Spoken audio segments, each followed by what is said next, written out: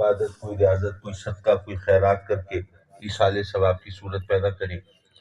بہرحال اللہ تبارک و تعالیٰ محترم و مکرم جناب ڈاکٹر غلام محمد سعیدی صاحب کے درجات کو بلند فرمائے اور ان کی قبر کو جنت کا باغ بنائے۔ حضرات مکرم، مجھے بہت لمبی چوڑی تقریر نہیں کرنی، اور ویسے بھی ماشاءاللہ سردیوں کے چھوٹے دن ہیں، اور میں کہہ دیا کرتا ہوں کہ بہت جلدی مجھے دیر ہو جاتی ہے، ویسے ہی وقت گزرتے پتہ نہیں چلتا۔ تو وہ جو ہمارا رب ہے، پروردگار ہے، اس نے ہمیں دنیا میں کس لیے بھیجا؟ ہر چیز کا کوئی نہ کوئی مقصد ہے نا۔ ہمارا مقصد تخلیق کیا ہے؟ بچوں سے پوچھا جائے نا آپ بڑے ہو کے کیا بنو گے، تو ظاہر ہے کہ کبھی لطیفے کی صورت میں کچھ کہہ دیتے ہیں، کبھی اپنے عزائم کا اظہار کرتے ہیں۔ کوئی کہتا ہے ڈاکٹر بنوں گا، انجینئر بنوں گا، پائلٹ بنوں گا، کوئی جیسے مزاحن کہہ دیتا ہے جی دولہا بنوں گا، یہ بنوں گا۔ لیکن یہ تو ہمارے اپنی سوچ کی پرواز ہے۔ جس نے ہمیں بنایا ہے اس سے پوچھیں کہ اس نے ہمیں کس لیے بنایا ہے۔ حضرات مکرم، اس نے قرآن مجید میں ہمارا مقصد تخلیق اس طرح بیان فرما دیا کہ اس میں اگر مگر کی کوئی گنجائش نہیں بچی۔ فرمایا وما خلقت الجن والانس الا لیعبدون۔ یہ جو اس آیت کا جو انداز ہے، نفی اسبات کا انداز، وما خلقت الجن والانس، ہم نے جنوں اور انسانوں کو پیدا کیا ہی نہیں۔ پہلے انکار ہو گیا، الا لیعبدون، اس کے بعد اثبات ہوا، پھر اقرار ہوا کہ اپنی عبادت کے لیے، اپنی معرفت کے لیے پیدا کیا، کسی اور مقصد کے لیے نہیں، مال بنانے کے لیے نہیں، زمین جائیداد بنانے کے لیے نہیں، کسی عہدے اور منصب کے حصول کے لیے نہیں، یہاں پر شہرت کے یا کامیابی کے جھنڈے گاڑنے کے لیے نہیں، یہاں پر شادیاں رچانے کے لیے نہیں، اور یہاں پر کوئی اور کارنامے انجام دینے کے لیے نہیں، بلکہ صرف اس لیے کہ تم اللہ اپنے رب کی معرفت حاصل کرو، اس کی بارگاہ میں سجدہ ریز رہو۔ حضرات مکرم، یہ وہی انداز ہے جو کہ کلمے کا ہے۔ لا الہ پہلے نفی ہو گئی، ہم نے نہیں، کوئی لا الہ ہے ہی نہیں، کوئی الہ ہے ہی نہیں، کوئی معبود نہیں، کوئی مسجود نہیں، کوئی پرستش کے لائق نہیں، کوئی پوجا کے قابل نہیں۔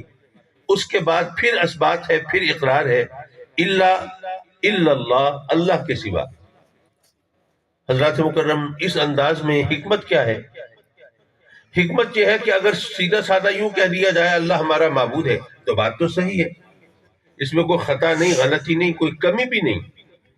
لیکن یہ کہہ کے لوگ اپنے لیے چور دروازے تلاش کر سکتے تھے، کہہ سکتے تھے ہاں جی ہم مانتے ہیں اللہ ہمارا معبود ہے، ہم نے کب انکار کیا ہے، ہم تو تسلیم کرتے ہیں اللہ بھی ہے اور بھی ہیں۔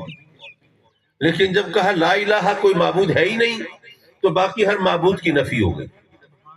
بس اللہ ہی معبود ہے، الا اللہ، اللہ کے سوا کوئی معبود نہیں، بس وہی ہے، اس کے سوا اور کوئی عبادت کے لائق نہیں اور کوئی پوجا کے قابل نہیں۔ حضرات مکرم، یہ رب کائنات نے یہی انداز ہمارا مقصد تخلیق بیان کرتے ہوئے اختیار فرمایا کہ یہاں پر کوئی دوسرا مقصد تخلیق تمہارے ذہن میں جگہ نہ بنا سکے۔ بس تمہیں پتا ہو کہ تمہاری تخلیق ہوئی ہے تو کس لیے؟ صرف اس لیے کہ اپنے رب کی، اپنے خالق کی عبادت کرو، اس کی معرفت حاصل کرو۔ اب آدمی کا ذہن ہے نا، اگر مگر چونچرا، سوال جواب اور تنقید کرنا سب سے آسان کام ہے۔ اور ویسے بھی وہ کہتے ہیں کہ انسان کی عقل وہی کام کرتی ہے جو کہ مکھی کا کام ہے۔ مکھی کا کیا کام ہے؟ آدمی کا سارا جسم صحیح سلامت ہو، کسی ایک جگہ چھوٹا سا زخم ہو تو مکھی کہاں بیٹھے گی؟ سارے صاف ستھرے جسم کو چھوڑ کے زخم پہ آ کے بیٹھے گی۔ یہی کام عقل کا ہے، ساری بات ٹھیک ٹھاک ہو، سمجھ میں آتی ہو، کہیں اگر مگر کی گنجائش نہ ہو، بس ایک جگہ ذرا کوئی سوال جواب، اعتراض کا موقع ہو، وہ عقل وہی متوجہ ہو۔ تو جناب لوگوں کے ذہن میں آیا کہ جناب اللہ نے ہمیں پیدا کیا اپنی عبادت کے لیے، اپنی معرفت کے لیے، تو کیا ہم ساری زندگی بس یہ تسبیح مسلح لوٹے کے چکر میں ہی رہیں گے؟ ہمیشہ بس وہ سجدہ ریز رہے، عبادت کرتے رہیں؟ اور اگر ہم نے دنیا میں وقت گزارنے کے لیے دیگر مصروفیات میں اگر کچھ وقت گزارا تو ہماری تو شامت آ جائے گی، مولوی تو ہمارے پیچھے پڑ جائیں گے، تم نے اپنے مقصد تخلیق کو فراموش کر دیا۔ ہمیں پیسہ تو کمانا ہے، مال تو بنانا ہے، اس کے بغیر زندگی کیسے گزرے گی؟ کوئی نہ کوئی پیشہ بھی اپنانا ہوگا، اپنی ضرورتیں پوری کرنے کے لیے کچھ اور مصروفیات بھی ہوتی ہیں. دنیا میں ہزار جھمیلے ہوتے ہیں، بکھیڑے ہوتے ہیں، بچے بھی ہیں، ان کے پیٹ بھی پالنا ہے، ان کی ضرورتیں بھی پوری کرنی ہے. لیکن جناب ہم تو بس چونکہ اللہ نے پیدا کیا ہمیں صرف اور صرف اپنی عبادت کے لیے، اپنی معرفت کے لیے، تو ہم کچھ اور کریں گے تو ہم پر تو فتوے لگنا شروع ہو جائیں گے. میں عرض کروں گا کہ یہ سوچ سطحی سوچ ہے. یہ وہ لوگ کہیں گے جو کہ عبادت کا اور اللہ کی معرفت کا مفہوم نہیں سمجھتے. عبادت کسے کہتے ہیں؟ ایک عام آدمی کا ذہن تو یہ کہتا ہے نا بھائی روزہ عبادت ہے، نماز عبادت ہے، حج عبادت ہے، یہ چیزیں عبادت ہے. میں عرض کروں گا اب رمضان تو آنے والا ہے انشاءاللہ، چند ماہ رہتے ہیں، تو رمضان کا مہینہ آ رہا ہو تو میرا خیال ہے کچھ 13.5 گھنٹے کا روزہ ہوگا. تو 13.5 گھنٹے کا روزہ ہو، مجھ جیسا بندہ سوچے کہ بھئی میں بھوکا پیاسا رہوں، 13 گھنٹے بھوکا پیاسا رہوں، اپنے نفس کو لگام دے کے رکھوں، کس لیے؟ اللہ کو راضی کرنے کے لیے. لیکن میں تو بہت گناہگار ہوں، تو اللہ کو راضی کرنے کے لیے مجھے تو زیادہ کوشش کرنی چاہیے. تو مجھے ذرا روزہ، اس کا ڈیوریشن، اس کا دورانیہ بڑھا دینا چاہیے، مجھے ذرا زیادہ عبادت کرنی چاہیے. تو میں پھر ایسا کرتا ہوں کہ مغرب کے وقت روزہ نہیں کھولوں گا، میں تراویح پڑھ کے نا تسلی سے 2-2.5 گھنٹے کے بعد پھر روزہ کھولوں گا تاکہ اللہ زیادہ راضی ہو. کیا خیال ہے؟ ایسا کیا جائے تو اللہ زیادہ راضی ہوگا. حالانکہ میں بھوک زیادہ برداشت کر رہا ہوں، پیاس زیادہ برداشت کر رہا ہوں، میں اپنے روزے کے دورانیے کو بڑھا رہا ہوں، تو اصولاً تو پھر یہی ہونا چاہیے کہ بھئی اللہ زیادہ راضی ہو. لیکن نہیں، روزہ مکروہ ہو رہا ہے، ثواب کم ہو رہا ہے، بلکہ اللہ کی ناراضگی کا سامان کر رہا ہوں. اسی طرح عید کے دن کوئی روزہ رکھے تو یار لوگ کہتے ہیں شیطان ہے. کیوں جی؟ عید کے دن روزہ رکھا ہوا ہے. اب روزہ رکھنے کی وجہ سے کسی کو شیطان کہنا، عبادت کی وجہ سے شیطان کہنا، یہ تو عبادت کی توہین کے مترادف ہے. اور علماء جانتے ہیں، فیض عباس قمر صاحب کے سامنے ذرا بولنا، ذرا تھوڑا سا سوچ سمجھ کے بولنا پڑتا ہے، تو یہ فرمائیں گے، بتائیں گے کہ عبادت کی کوئی توہین کرے یہ تو چیز کفر کی طرف لے جاتی ہے. اسی طرح نماز اگر عبادت ہے تو آپ سوچئے جب سورج طلوع ہو رہا ہو، غروب ہو رہا ہو، نماز کا وقت ہو، وہ زوال کا وقت ہو، اور کوئی نماز پڑھنے کھڑا ہو تو یہ علماء اس کو روک دیتے ہیں، ذرا ٹھہر جاؤ بھائی، ذرا ٹھہر جاؤ، بیٹھ جاؤ، انتظار کرو. وہ کہے کہ کیوں بھائی، میں رب کی بارگاہ میں سجدہ ریز ہو رہا ہوں، کوئی بتوں کی پوجا تو نہیں کر رہا، کوئی غیر اللہ کو سجدہ تو نہیں کر رہا، پھر کیوں روکتے ہو؟ تو آپ کہیں گے کہ نہیں، اس کا حکم ہے کہ اس وقت نماز نہیں پڑھنی، اس وقت سجدہ نہیں کرنا، ذرا ٹھہر جاؤ. اب آپ بتائیے کہ نماز سے، عبادت سے روکنا جائز ہے، لیکن روک رہے ہیں علماء. پتہ چلا نماز عبادت نہیں ہے. دراصل نہ روزہ عبادت ہے، نہ نماز عبادت ہے، اصل میں اللہ رسول کا حکم ماننا عبادت ہے. جو ان کا حکم ہے وہ مانو، وہ عبادت ہے. اور ان کے احکام سے انحراف کرو گے تو بظاہر کتنا اچھا کام کیوں نہ ہو، وہ عبادت نہیں ہوگا، وہ تمہاری منمانی ہو جائے گی، تمہاری اپنی ذہنی اپج ہو جائے گی. تو حضرات مکرم، جب ہم عبادت کو اس مفہوم میں لیتے ہیں کہ اللہ رسول کا حکم ماننا عبادت، تو پھر اس کا کینوس بہت وسیع ہو جاتا ہے، اس کا مفہوم بہت پھیل جاتا ہے. پھر کھانا کھانا بھی عبادت ہو جاتا ہے، ہم اس کے حکم کے مطابق کھانا کھا رہے ہیں. نعرہ تکبیر، نعرہ رسالت، نعرہ حیدری. پھر تو آپ آرام کرنے کے لیے لیٹیں گے، سوئیں گے. نیند کے بغیر آدمی کیسے زندہ رہ سکتا ہے؟ لیکن اگر آپ نیند کرتے ہوئے بھی آقا کریم کی سنت کا لحاظ رکھیں گے، اور یہ نیند بھی ایسے وقت میں کریں گے، نماز آپ کے ذمے نہ ہو، نماز پڑھ کے آرام سے پھر لیٹیں گے، سوئیں گے، تو آپ کا نیند کرنا بھی عبادت ہو جائے گا. حضرات مکرم، اللہ رسول کے احکام کی تعمیل عبادت ہے، تو پھر رزق حلال کمانا بھی عبادت ہے، اپنے بچوں کی پرورش کرنا بھی عبادت ہے، ان کو ایک اچھا پکا سچا مسلمان بننے میں مدد دینا یہ بھی عبادت ہے. آپ اپنے معاشرے میں عزت و وقار کے حصول کے لیے کوشش و کاوش کریں تو ظاہر ہے کہ اگر آپ کو عزت ملے گی، اس سے آپ کے سوچ کو، آپ کے نظریے کو، آپ کے مذہب کو، آپ کے عقیدے کو بھی عزت ملے گی، اس طرح وہ بھی عبادت ہے. حضرات مکرم، کچھ لوگ سوال جواب بھی کرتے ہیں کہ جناب بات یہ ہے کہ آپ لوگوں نے یہ جو اپنے اپنے نظریے بنا رکھے ہیں، اب ہمیں بتاتے ہیں کہ جناب ایک مسلمان جو ہے وہ تو اگر راہ پہ چل سڑک پہ جا رہا ہو, راستے میں پتھر پڑا ہوا دیکھے اور سوچے کہ بھائی اس سے کسی کو ٹھوکر لگ سکتی ہے, وہ پتھر راستے سے ہٹا دیا, اس کو ثواب ملے گا, یہ بھی عبادت ہے.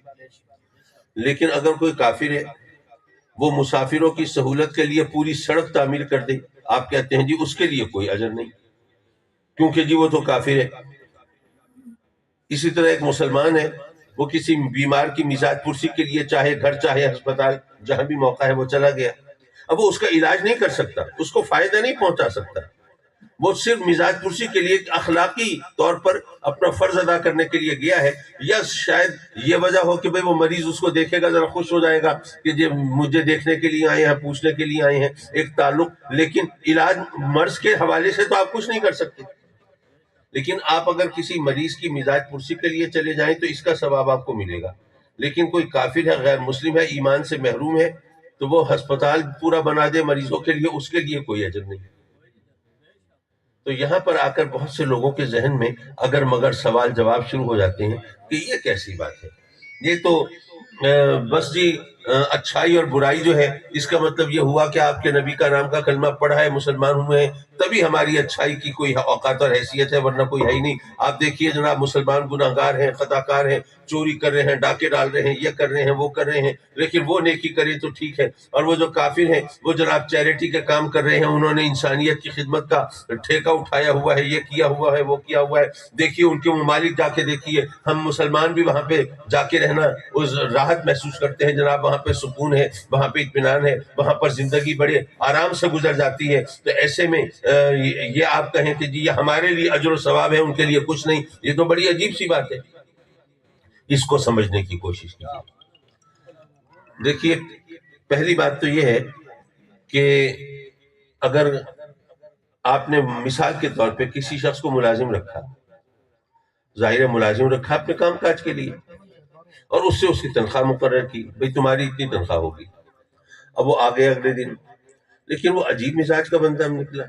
آپ اس کو بلا رہے ہیں, وہ سنتا نہیں, آتا نہیں, پکارتے ہیں وہ سنتا نہیں, کام کہتے ہیں وہ کرتا نہیں, پڑوسیوں کی کنڈی کھٹکھٹا کے پوچھ رہے ہیں, صحیح کوئی خدمت, راہگیروں کے کام آ رہا ہے, آئے گئے لوگوں کی خدمت کر رہا ہے, آپ کا کہا نہیں مان رہا, آپ کی بات نہیں سن رہا.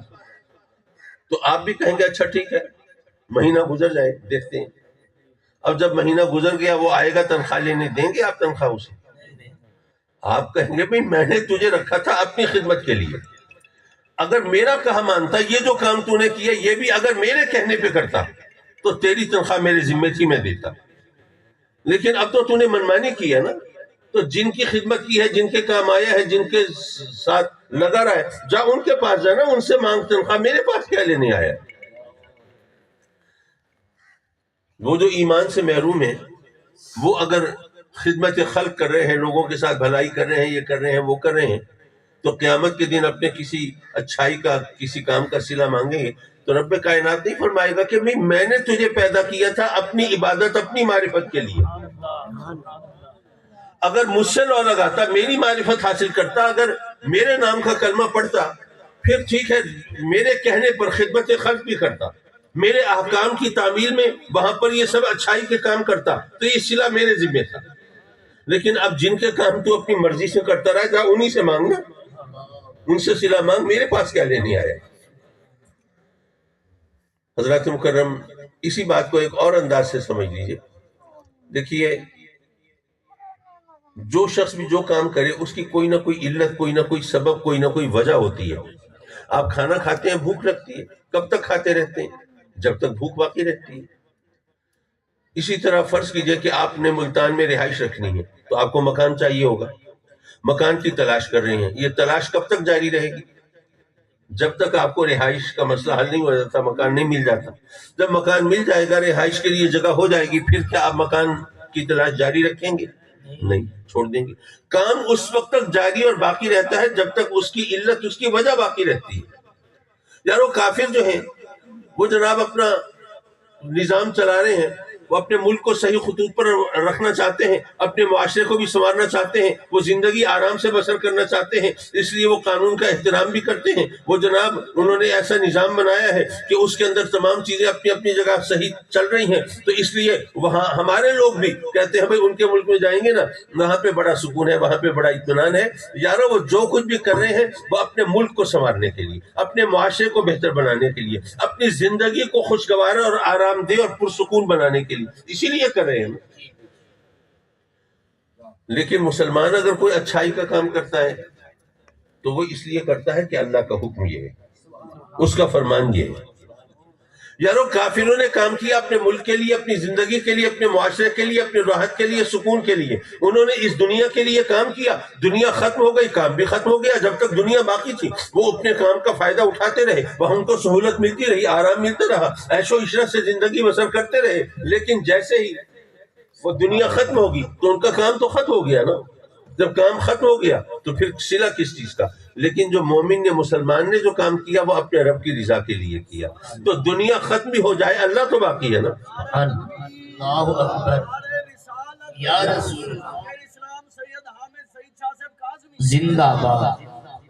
اور یارو میں جو کچھ کہہ رہا ہوں یہ کوئی میرا اپنا گھڑا ہوا فلسفہ نہیں ہے، کوئی ذہنی اپج نہیں ہے، میں تو قرآن کی آیت کا ترجمہ کر رہا ہوں نا۔ ما عندکم ینفد وما عند اللہ باق، جو تمہارے پاس ہے وہ ختم ہونے والا ہے، جو اللہ کے پاس ہے وہ باقی رہنے والا ہے۔ بھائی تم اپنے لیے، اس دنیا کے لیے اور یہاں پر راحت و آرام کے لیے، اپنے معاشرے کو سکون سے چلانے کے لیے کام کرو گے تو جب تک یہ معاشرہ، یہ دنیا، یہ ملک، یہ زندگی باقی ہے وہ تمہارا کام بھی باقی ہے، تمہیں راحت و سکون ملتا رہے گا۔ لیکن جیسے ہی دنیا ختم ہوگی تمہارا کام بھی ختم ہو گیا۔ لیکن ہم نے کام کیا اپنے رب کے لیے تو رب باقی ہے تو کام بھی باقی ہے۔ اچھا ایک تیسرا جواب بھی ہے، وہ ہمارے ذوق کی بات ہے، وہ ہمارے ایمان کی بات ہے۔ ہم کہتے ہیں کہ ہمیں ہر اس کام کا صلہ ملتا ہے جس کام میں آقا کریم صلی اللہ علیہ وسلم کی محبت کی مہک آتی ہے، اور جو کام سرکار کی محبت کی مہک سے خالی ہو اس کام کا ہمیں صلہ نہیں ملتا۔ آپ دیکھیے وہ حدیث آپ نے بارہا سنی ہوگی کہ سیدنا عباس رضی اللہ تعالیٰ عنہ نے دیکھا ابو لہب کو خواب میں دیکھا تو اس سے پوچھا کہ ہاں بھائی بتا اب کیا حال ہے؟ ساری زندگی تو آقا کریم صلی اللہ علیہ وسلم کی مخالفت میں، دشمنی میں، سازشوں کے تانے بانے بنتے ہوئے گزاری، اب بتا کیا گزر رہی ہے؟ اس نے کہا کہ یہی حال ہے جو دیکھ رہے ہو، عذاب میں ہوں مسلسل۔ لیکن اتنی بات ضرور ہے کہ جب میرا یہ بھتیجا پیدا ہوا تھا، میرا بھائی عبداللہ دنیا سے رخصت ہو چکا تھا، تو اب جب مجھے خبر ملی، میری کنیز، میری باندی خبر لے کے آئی کہ میرے مرحوم بھائی عبداللہ کے گھر بیٹا پیدا ہوا ہے، تو مجھے خوشی ہوئی کہ میرے بھائی کا نسل باقی رہے گی، نام باقی رہے گا۔ تو اس خوشی کے عالم میں میں نے اس کنیز کو، اس باندی کو 2 انگلیوں کے اشارے سے آزاد کر دیا۔ ایسی اچھی خبر لائی ہے، میرے مرحوم بھائی کے گھر بیٹے کی ولادت کی خبر لائی ہے، جہاں میں تجھے آزاد کرتا ہوں۔ تو ابو لہب کہتا ہے کہ آج بھی جب سوموار آتا ہے، پیر کا دن آتا ہے، تو ان انگلیوں سے مجھے دودھ اور شہد ملتا ہے اور میرے عذاب میں کمی ہو جاتی ہے۔ اب ابو لہب کافر ہے نا، اور کیسا شدید کافر، میرے آقا کریم صلی اللہ علیہ وسلم کے زمانے کا وہ واحد کافر جس کا بطور خاص ذکر کر کے رب کائنات نے قرآن میں مذمت فرمائی، تبت یدا ابی لہب وتب۔ ایسا کافر نے بھی جب ایسا کام کیا جس میں میرے آقا کریم کی محبت کا انداز جھلکتا تھا، رب کائنات نے اس کو بھی محروم نہیں فرمایا، اس کو بھی اس کا صلہ دیا۔ تو ہم تو مسلمان ہیں، کلمہ گو ہیں، ہم جب آقا کریم کی محبت میں سرشار ہو کر کوئی کام کریں گے تو پھر ہمیں تو ضرور رب کائنات سرفراز فرمائے گا۔ بے شک۔ اچھا یہاں اس حدیث کے پس منظر میں ایک اعتراض ہوتا ہے، اور اس کا اعتراض ذرا جاندار ہو، وزنی ہو، تو پھر میرا جی چاہتا ہے اس کا جواب دے کے آگے چلا جائے۔ لوگ کہتے ہیں کہ بھی بات یہ ہے کہ اگر قرآن اور حدیث میں اختلاف ہو، قرآن کچھ کہے، حدیث اس کے خلاف کچھ اور کہے، تو قرآن کا اعتبار کرنا پڑے گا۔ میں ناسخ و منسوخ کی وہ نزاکتوں کی طرف نہیں جا رہا، وہ علیحدہ چیز ہے، وہ کہانی علیحدہ ہے، لیکن یہ ایک سیدھی سی بات، عام بات کر رہا ہوں کہ ایک قرآن کا حکم ہے، ایک حدیث کا حکم ہے، تو آپ کے خیال میں کون سا حکم ویلڈ ہوگا، زیادہ قابل توجہ ہوگا؟ قرآن۔ تو قرآن میں رب کائنات فرماتا ہے کہ لا یخفف عنہم العذاب ولا هم ینظرون، کافروں کے عذاب میں کمی نہیں ہوگی اور ان کو مہلت بھی نہیں ملے گی۔ تو اب قرآن کا اعلان ہے، قرآن کا فرمان ہے، یوں کہیے قرآن کا قانون ہے کہ کافروں کے عذاب میں کمی نہیں ہوگی، اور ادھر حدیث کہہ رہی ہے کہ ابو لہب کے عذاب میں کمی ہوئی۔ تو یہ حدیث تو قرآن کے واضح حکم کے خلاف ہے، قانون کے خلاف ہے، تو یہ حدیث تو پھر قابل قبول ہی نہیں ہے۔ اور جو حدیث قابل قبول نہ ہو، اس حدیث کو آپ لوگوں کے سامنے بیان کر کے ان کے عقیدے کو بگاڑنا چاہیں تو یہ تو بڑا ظلم ہے، ان کے ساتھ بڑی ناانصافی ہے۔ اب یہ اعتراض ایسا ہے کہ جس پر توجہ ہونی چاہیے اور جس کا جواب بھی ملنا چاہیے۔ میں عرض کروں گا، اب قرآن کا انکار تو ہم نہیں کر سکتے بھائی، قرآن نے کہا تو ماننا پڑے گا۔ لا یخفف عنہم العذاب، کافروں کے عذاب میں کمی نہیں ہوگی، آمنا وصدقنا۔ لیکن بات یہ ہے کہ ایک عذاب قبر ہے، ایک عذاب آخرت ہے۔ تو قرآن نے جو کہا کہ کافروں کے عذاب میں کمی نہیں ہوگی، تو یہاں کون سے عذاب کا ذکر ہے؟ عذاب قبر کا یا عذاب آخرت کا؟ یہ دیکھنا پڑے گا نا۔ اچھا، یہ اب مسئلہ ایسا ہے کہ ہم اپنی طرف سے تو اس کا کوئی جواب دے نہیں سکتے، ٹھیک ہے نا؟ اس کا جواب تو اللہ رسول سے ہی لیا جا سکتا ہے نا، اپنی طرف سے تو نہیں دیا جا سکتا۔ تو اگر آپ غور فرمائیں تو رب کائنات نے یہ جواب قرآن میں عطا فرما دیا، اور کہیں دور نہیں، اسی آیت میں عطا فرما دیا۔ سبحان اللہ، سبحان اللہ۔ حفاظ قرآن تشریف فرما ہے، ان سے کہیں ذرا آیت شروع سے پڑھیں۔ خالدین فیہا، وہ اس میں ہمیشہ رہیں گے۔ لا یخفف عنہم العذاب، اور ان کے عذاب میں کمی نہیں کی جائے گی۔ پتہ یہ چلا کہ ان کے عذاب میں کمی نہیں ہوگی، کون سے عذاب میں؟ خالدین فیہا، جس میں وہ ہمیشہ رہیں گے۔ اور آپ کو پتہ ہے کہ ہمیشہ عذاب قبر میں تو نہیں رہیں گے۔ بھئی ہم ہمیشہ قبر میں ہی نہیں رہیں گے تو عذاب قبر میں ہمیشہ کیسے رہ سکتے ہیں؟ جب قیامت برپا ہوگی قبروں سے اٹھا لیے جائیں گے نا، پھر قیامت برپا ہوگی بھی سوال جواب ہوگا، اعمال نامہ دیا جائے گا، اور جناب وہ پوچھا جائے گا، ہاں بھی بتا تو نے جرم کیوں کیا، یہ گناہ کیوں کیا، رب کی نافرمانی کیوں کی، حکم دولی کیوں کی؟ تو رب کی بارگاہ میں ہمیں جواب دہی کرنی ہوگی۔ تو پتہ یہ چلا کہ یہ اس عذاب کا ذکر ہے جس میں وہ ہمیشہ رہیں گے، اور ہمیشہ عذاب قبر میں نہیں رہیں گے، ہمیشہ عذاب آخرت میں رہیں گے۔ قرآن کہہ رہا ہے ابو لہب کے عذاب آخرت میں کمی نہیں ہوگی۔ اور صرف یہی ایک بات نہیں، اس کو مزید قرآن نے اس کی تائید فرمائی، تصدیق فرمائی۔ وہ کیسے؟ وَلَا هُمْ يُنظَرُونَ، اور ان کو مہلت بھی نہیں ملے گی۔ یارو عذاب قبر کے بعد تو مہلت ملے گی نا، جب نامہ اعمال دیا جائے گا، پھر جواب طلبی ہوگی، پوچھا جائے گا، تو یہ مہلت ملے گی نا۔ تو عذاب قبر کے بعد تو مہلت ملے گی، لیکن عذاب آخرت کے بعد مہلت نہیں ملے گی۔ اور یہ اس عذاب کا ذکر ہے کہ جس کے بعد مہلت نہیں ملے گی۔ وہ عذاب قبر ہے، عذاب آخرت نہیں ہے۔ جس کے بعد مہلت نہیں ملے گی وہ عذاب آخرت ہے، وہ عذاب قبر نہیں ہے۔ تو پتہ یہ چلا کہ قرآن یہ بتا رہا ہے کہ کافروں کے اس عذاب میں کمی نہیں ہوگی جس میں وہ ہمیشہ رہیں گے، وہ عذاب آخرت۔ کافروں کے اس عذاب میں کمی نہیں ہوگی جس کے بعد مہلت نہیں ملے گی، وہ عذاب آخرت۔ اور تو قرآن بتا رہا ہے کہ کافروں کے عذاب آخرت میں کمی نہیں ہوگی، اور حدیث بتا رہی ہے کہ ابو لہب کے عذاب قبر میں کمی ہوئی۔ سبحان اللہ۔ اب حدیث کہتی ہے ابو لہب کے عذاب قبر میں کمی ہوئی، قرآن کہتا ہے کافروں کے عذاب آخرت میں کمی نہیں ہوگی۔ تو قرآن اور حدیث میں کوئی تعارض نہیں ہے، کنٹراڈکشن نہیں ہے، اختلاف نہیں ہے، تضاد نہیں ہے۔ نعرہ تکبیر، نعرہ رسالت، نعرہ حیدری۔ ایک سوال رہ گیا کہ یہ بتائیے ابو لہب کے عذاب آخرت میں کمی ہوگی کہ نہیں ہوگی؟ تو میں عرض کروں گا ابو لہب کے عذاب آخرت میں کمی نہیں ہوگی۔ کیوں؟ پہلی بات تو قرآن کا قانون ہے، قرآن نے کہہ دیا کہ کافروں کے عذاب آخرت میں کمی نہیں ہوگی تو نہیں ہوگی۔ لیکن ایک جواب اور دیتا چلوں تاکہ یہ جو میں نے جتنی گفتگو کی ہے اس پر تصدیق کی مہر لگ جائے۔ وہ کیا؟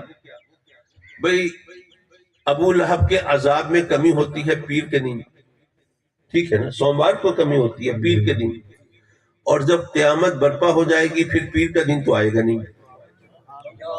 گردش لیل و نہار رک جائے گی نا، واہ واہ، رات دن کا تغیر و تبدل ختم ہو جائے گا نا، یہ ہفتہ اتوار پیر منگل کا چکر تو پھر نہیں ہوگا، جب قیامت کے بعد پیر کا دن نہیں آئے گا تو ابو لہب کے عذاب میں کمی بھی نہیں ہوگی، اللہ اور جب کمی نہیں ہوگی تو پھر قرآن کا فرمان برحق کہ کافروں کے عذاب آخرت میں کمی نہیں ہوگی۔ اللہ، بہرحال عذاب قبر میں جو اس کو جو ریلیف ملتا ہے تو وہ میرے آقا کریم کی ولادت کی خوشی منانے کے صدقے میں ملتا ہے۔ سبحان اللہ،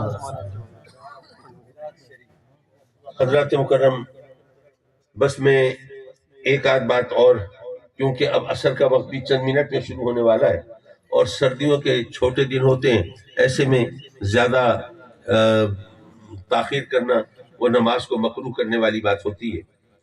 میں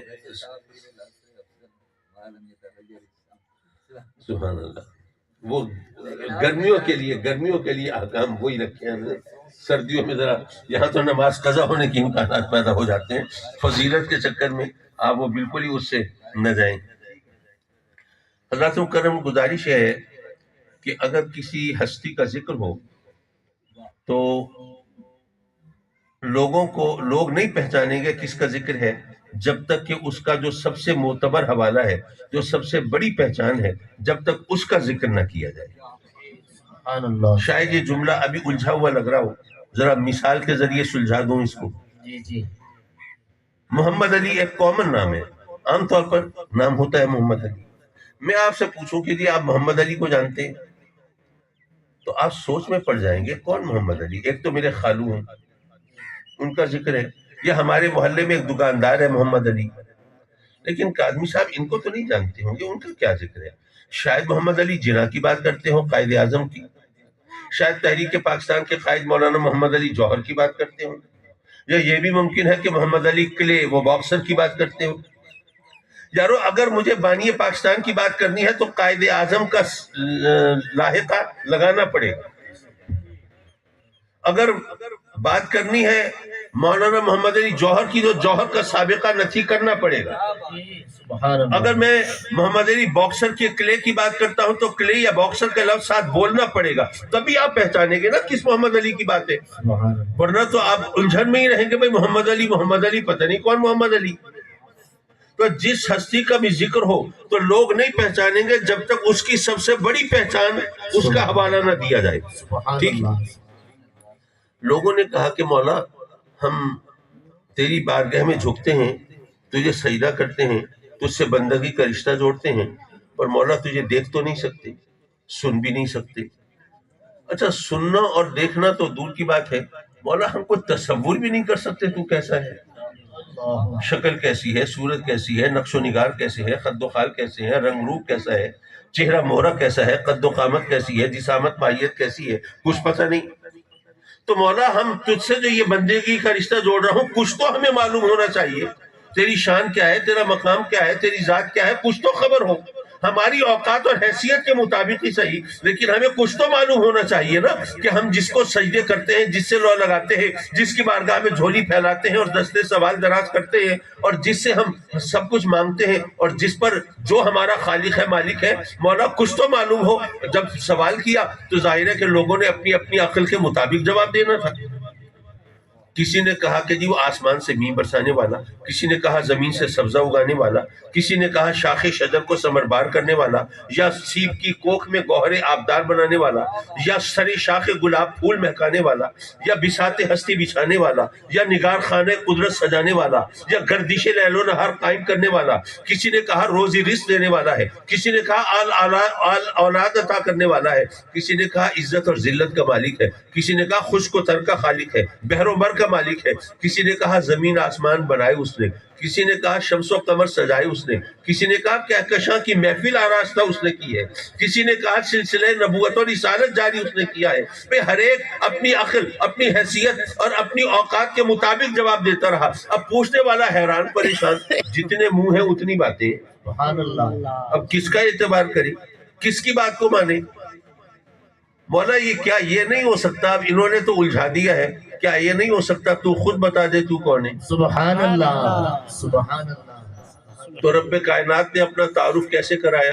فرمایا هو الذی ارسل رسولہ بالہدی، ارے وہ ہے جس نے اپنے رسول کو ہدایت کے ساتھ بھیجا ہے۔ نعرہ تکبیر، نعرہ رسالت، نعرہ حیدری، مقام مصطفیٰ، شان مصطفیٰ، عظمت مصطفیٰ۔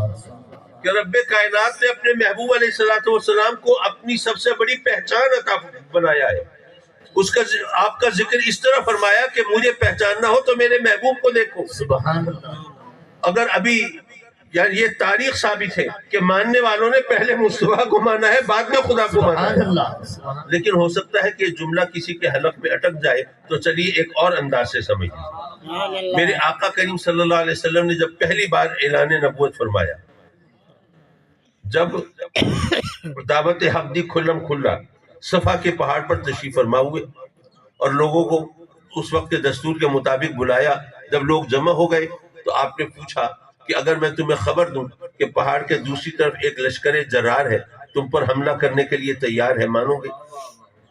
سب نے کہا جی آپ صادق ہیں، آپ امین ہیں، دروغ گوئی آپ کا شیوا نہیں ہے، کس بیانی آپ کی عادت نہیں ہے، جھوٹ کو آپ کے ہونٹوں سے نسبت نہیں ہے، آپ نے جب کہا جو کہا ہمیشہ سچ کہا، ضرور مانیں گے آپ کی بات۔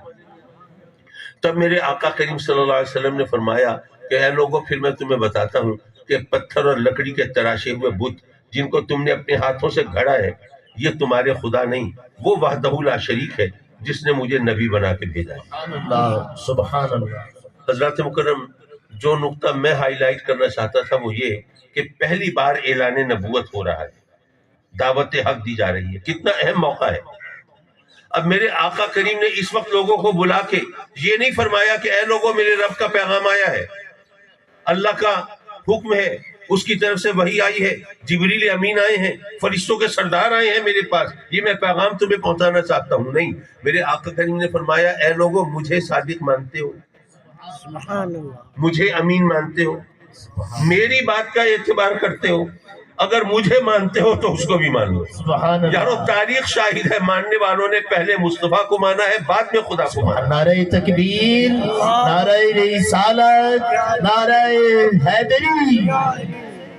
اور اگر آپ غور کریں تو یہاں پر میں بات ختم کر رہا ہوں کیونکہ اب ختم شریف کا سامان بھی آ چکا ہے، لیکن یہ ایک بات کہتا چلوں، وہ یہ کہ یہاں پر ایک سمبولک لینگویج میں، علامتی زبان میں ایک پیغام بھی ہے۔ آقا کریم پہلی بار اعلان نبوت فرما رہے ہیں،